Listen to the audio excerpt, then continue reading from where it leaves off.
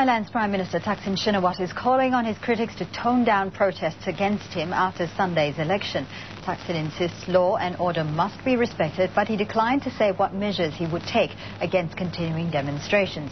The protest leaders are defying Thaksin and have called for another major demonstration on April 7th. The Thai leader has been the target of massive protests in the capital in the past month. Thousands have marched in Bangkok accusing him of corruption and calling for his resignation. On Thursday, protesters urged the Election Commission to disqualify Thaksin from Sunday's poll. The opposition is boycotting the election. Well, the current political crisis raises questions about the health of the country's democracy. CNBC's Lisa Oak has more in Thailand Decides. Can you call it a democracy? That's a very good question. It is a democracy in a Thai sense. I think this is a new benchmark of Thai democracy. It has been almost 15 years since protesters forced Thailand's last military-backed government out of office. Since then, the country has considered itself an evolving democracy. But the current political impasse is raising fears the democratic process may be faltering. It is very rare that you could see a situation where a small minority takes down a majority-elected prime minister. The occasional political hiccup in a country with a history of military control is to be expected.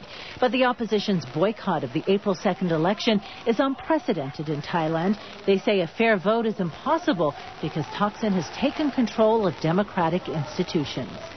Those who want changes, despite the ballot box, do feel that they have a very valid case that somehow the democratic system in Thailand has been hijacked, and therefore you need to go outside the rules, it seems, in order to bring things back to normal again. That could leave the House of Representatives short of members and leave the country without a government. The Prime Minister says the boycott is damaging the democratic process. I think they will have to respect the people power, people decision.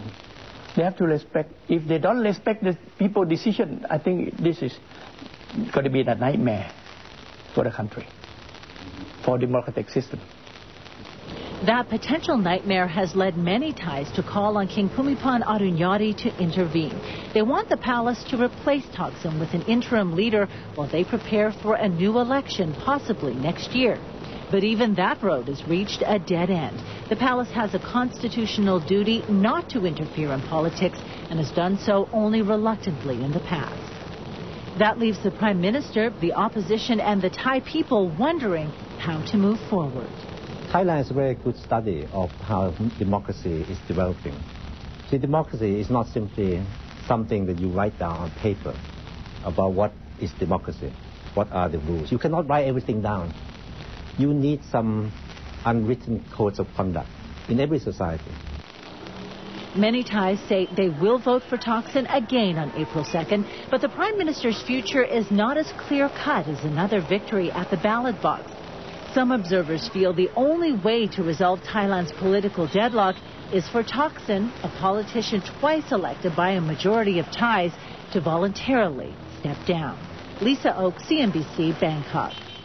Ruben Mondoha is Associate Professor at the City University of Hong Kong. He joins us from our studios there. Now, Ruben, we've seen protests, we've seen the opposition boycotting the election, and yet we've seen the polls going ahead. Well, it is scheduled to go ahead this Sunday.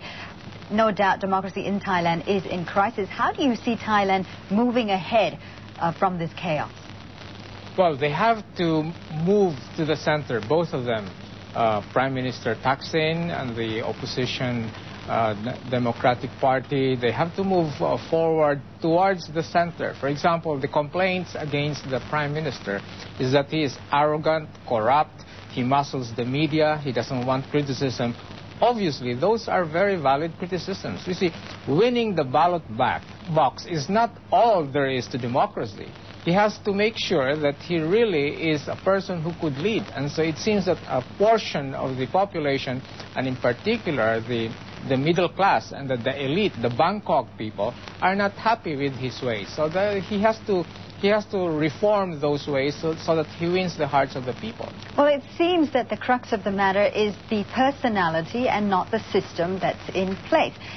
Is it possible that if Thaksin steps aside instead of stepping down because he's refused to resign, but perhaps if he steps aside and is still in the cabinet, will that solve this crisis? No, because you have a very big price to pay for what they call democracy, no matter how much evolution it is taking.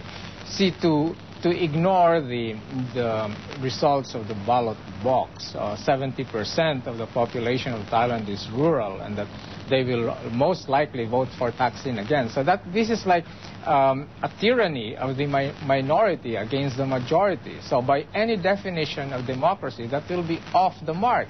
So that cannot be done. So what Thaksin can do, for example, is to invite the opposition or appoint a deputy prime minister from the opposition. Things like this to soften the blow.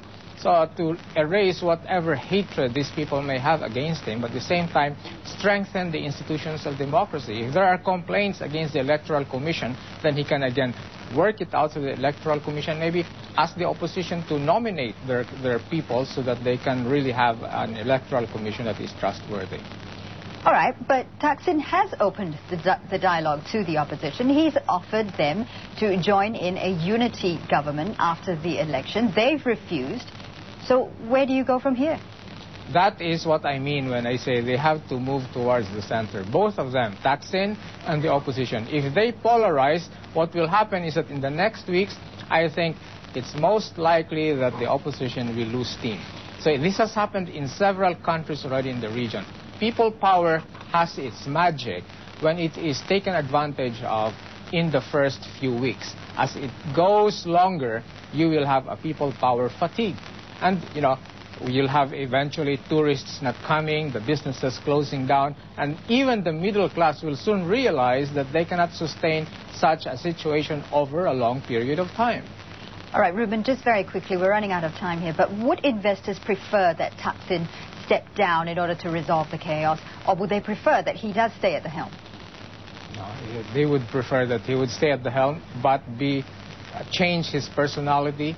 It's, as you correctly said, it's more his personality rather than the system. So I think he should work out along those lines. Ruben, thank you very much for joining us this morning. Ruben Mondaha, Associate Professor at the City University of Hong Kong. Now, up next, we will update you on the latest soccer scores from UEFA Cup and the English Premier League. Don't go away. You're watching Squawk.